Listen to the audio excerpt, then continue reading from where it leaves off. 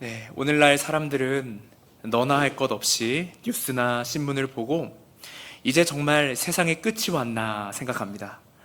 말세라고들 하죠. 네, 말세라고들 예측하는데 그 정도로 우리가 사는 세상 분위기가 참 어둡습니다. 시대가 이래서 그런지 요한계시록이 마음에 더 와닿는 것 같아요. 요한계시록을 함께 살펴보며 이 마지막 때의 성도들은 진리로 무엇을 분별해야 하는지, 또 이 시대를 어떻게 해석해야 하고 무엇으로 살아내야 하는지를 발견할 수 있기를 바랍니다. 오늘 말씀을 보면 4장에 이어서 천상의 예배가 이어지고 있습니다. 1절을 보시면 보좌에 앉아 세상 역사를 주관하시는 분은 이제 오른손에 두루마리를 가지고 계신 분으로 소개됩니다. 이 두루마리는 안팎으로 기록되어 있었고 7인으로 봉인되어 있었습니다. 이 두루마리는 어떤 내용이 기록되어 있었을까요? 에스겔 2장 9절에서 10절 읽어보겠습니다. 내가 보니 보라, 한 손이 나를 향하여 펴지고 그가 그것을 내 앞에 펴시니 그 안팎에 글이 있는데 그 위에 애가와 애곡과 재앙의 말이 기록되었더라. 아멘. 이 두루마리에는 애가와 애곡과 재앙의 말이 기록되어 있었습니다. 이 내용은 하나님의 심판을 상징하는 것이죠. 그런데 이어서 2절과 3절을 보면 한 힘있는 천사가 등장하더니 아무나 이 두루마리를 펴지 못한다 말합니다. 천사는 누가 그 인을 떼기에 합당한지, 누가 그 자격이 있는지를 우렁차게 묻습니다.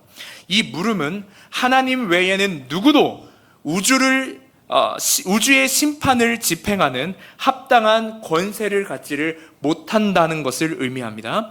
자, 그러면 이 두루마리는 열리기는 열리는 것일까요? 열린다면 언제 열리게 되는 것일까요?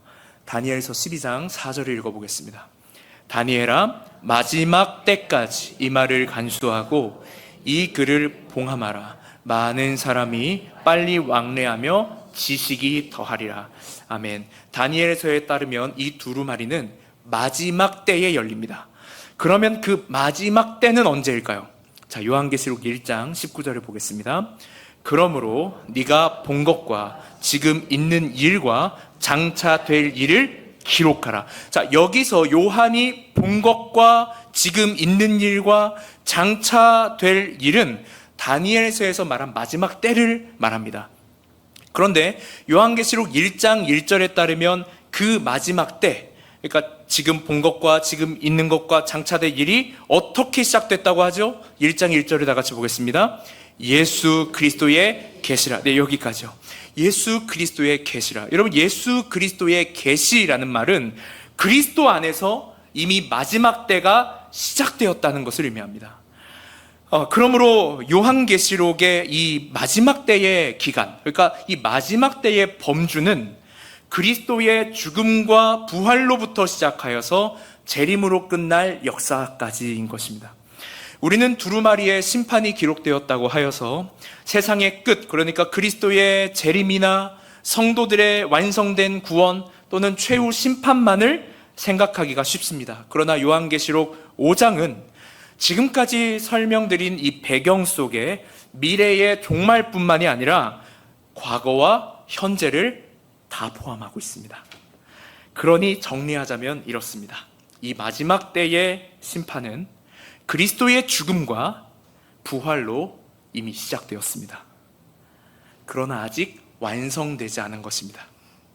자, 그러므로 우리는 마지막 때를 사는 성도이며 그리스도의 재림의 때를 기다리고 있는 중인 것입니다. 여러분, 오늘 말씀을 잘 들으셔야 다음 주 금요드림 집회 설교를 이해하실 수 있습니다. 이어지거든요. 꼭 잘 들으셔야 됩니다. 자, 그러면 마지막 때인 지금 우리는 무엇을 바라보고 살아야 할까요? 우리의 시선은 천사가 말한 그 두루마리의 임봉을 떼신 분에게 있어야 하는 것입니다. 그분은 심판과 구원의 계획을 집행하는 권세를 갖고 계신 분이시기 때문이죠. 자, 9절을 다 같이 읽어보겠습니다. 그들이 새 노래를 불러 이르되 두루마리를 가지시고 그 인봉을 떼기에 합당하시도다. 일찍이 죽임을 당하사 각 족속과 방언과 백성과 나라 가운데에서 사람들을 피로 사서 하나님께 드리시고. 아멘. 여러분, 그분은 어떻게 인봉을 떼는 권세를 얻게 되셨습니까? 자기 백성을 위해 죄 없이 희생제물이 되시고 직접 마지막 심판을 겪으셔서 그 권세를 얻으셨습니다. 그 권세로 그분은 10절의 말씀과 같이 자기 백성을 우리 하나님 앞에서 나라와 제사장으로 삼으셨고 그들이 땅에서 왕노릇하게 하셨습니다. 그리고 어떻게 되셨습니까? 자, 12절을 읽어보겠습니다. 큰 음성으로 이르되 죽임을 당하신 어린 양은 능력과 부와 지혜와 힘과 존귀와 영광과 찬송을 받으시기에 합당하도다 하더라. 아멘. 여러분, 이 편지를 받아본 7교회에 남아있던 충성스러운 성도들은 어떤 희망을 보게 되었을까요? 많은 이들이 세상의 유혹과 환난 속에 진리로 참된 것을 구별하지 못하고 세상과 타협하여서 편하고 넓은 길, 안락한 길로 돌아섰지만 역사를 주관하시는 주님은 끝나지 않았고 그분의 주권은 끝나지 않았고 그분의 다스림은 멈추지 않았으며 좌절되지 않았다는 희망을 보았을 것입니다. 여러분, 우리도 요한계시록 5장을 통해 우리를 향한 하나님의 계획은 어떤 상황에서도 결코 좌절될 수 없으며 이미 성취가 시작되었음을 믿으시기를 바랍니다. 여러분, 주님은 여전히 성도들을 다스리시며 환난을 겪는 자기 백성을 보호하시는 분이십니다. 그분은 세상의 박해로 고통스러워하는 성도들을 지키십니다. 또한 그들을 구원으로 인도하시기 위해 작정하셨고 이미 그 일을 시작하셨습니다.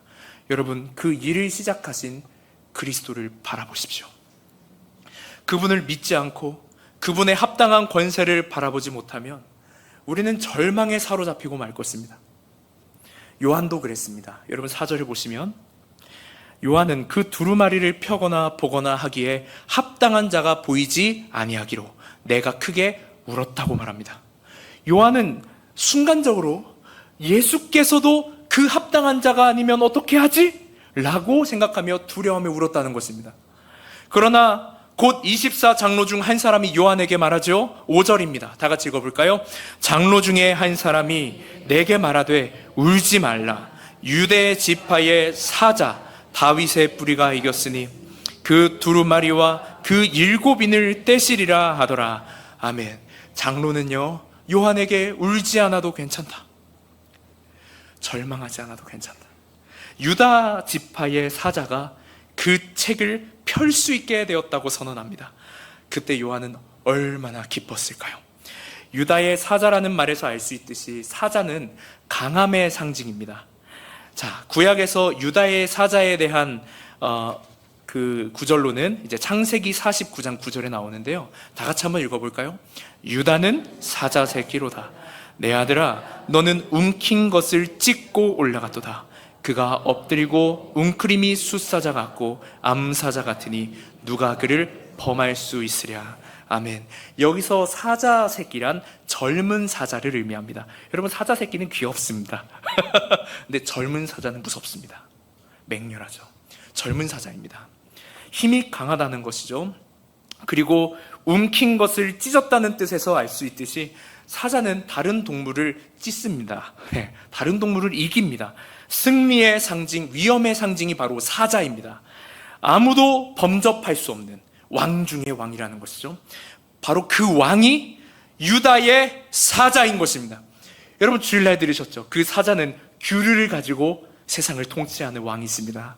말 그대로 라이온 킹인 것이죠. 오늘 설교 주제입니다. 더 라이온 킹. 그 소식을 들은 요한은요, 곧 절망해서 해방되는 그런 마음을 느꼈던 것 같습니다. 그래서 요한은 눈을 들어 보좌와 내 생물과 장로들 사이에 있는 한 분을 바라봅니다. 얼마나 기대하고 바라보았을까요? 그런데 그분의 모습은 일찍이 죽임을 당한 것 같았습니다. 그분의 몸에는 죽음에 이르는 상처가 보였습니다. 아마 그분이 죽음에 이르는 상처를 입으실 때에 그리고 그분이 죽기까지 사람들은 그분의 모습을 보면서 누구도 그분을 구원자라고 생각하지 못했을 것입니다.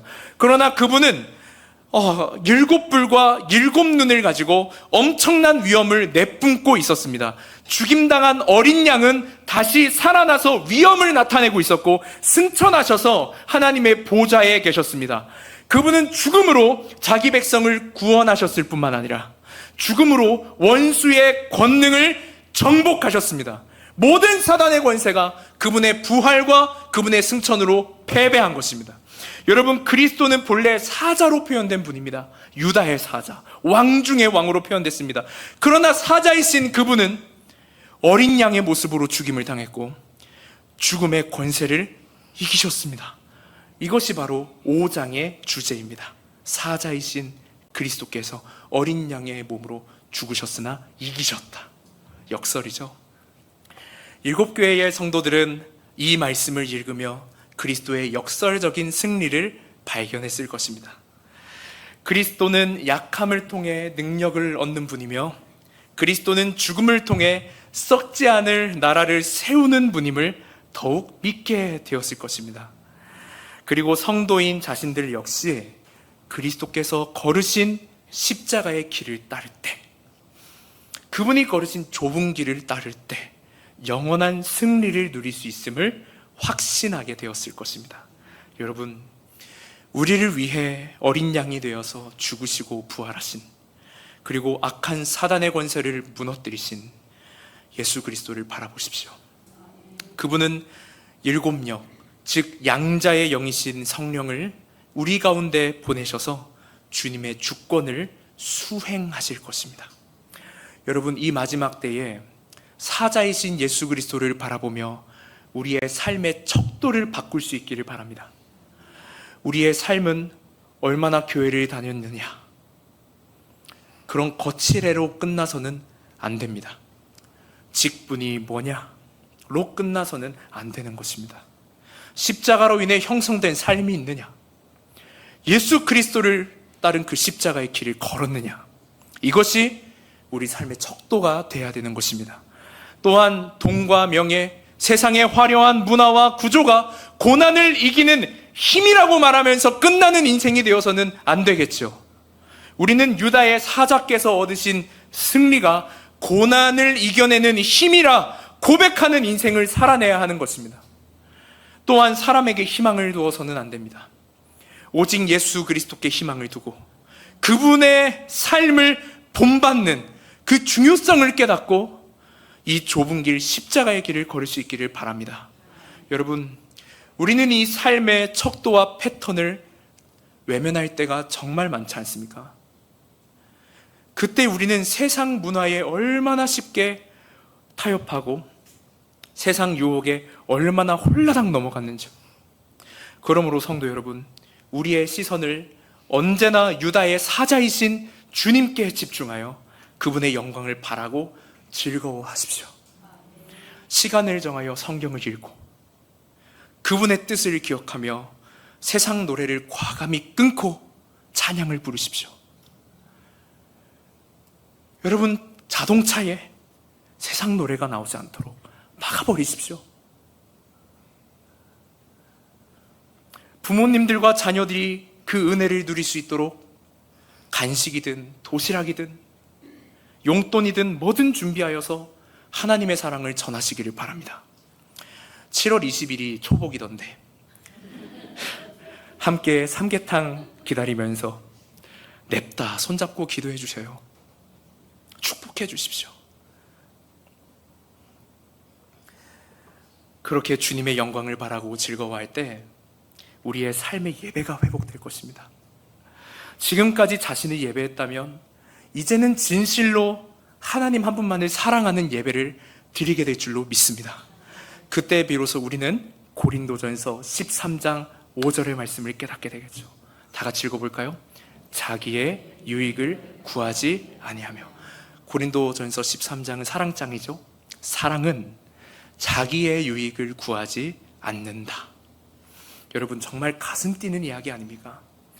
그저 주님을 생각만 해도 기뻐하는 가정, 그저 주님을 사랑하는 교회, 아무것도 따지지도 묻지도 않고 주님 사랑해서 달려가는 교회. 야, 생각만 해도 가슴이 벅차오릅니다.